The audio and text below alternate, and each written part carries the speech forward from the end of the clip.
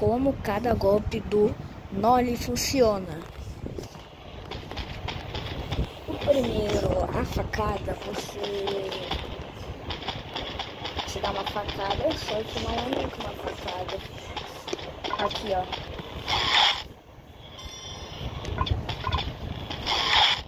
E dá pra matar em pessoa.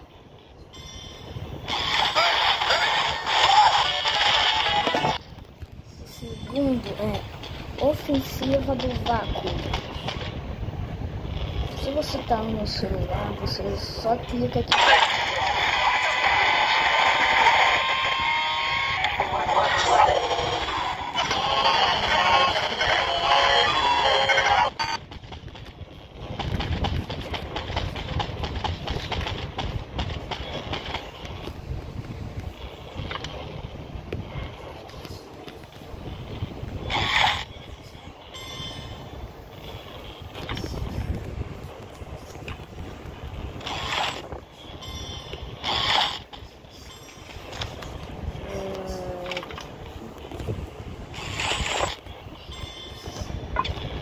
Se você tá no computador,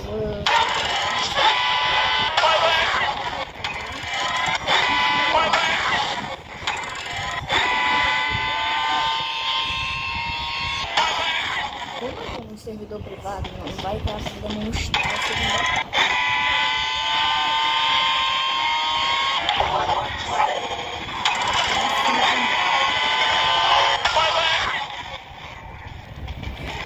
A nova é uma bomba. Se você usar a nova, jogar pra cima e logo depois clicar, ela explode. O observante não dá pra usar em servidor privado por causa que não tem gerador. Então foi isso. Da próxima eu trago uma partida de Noli.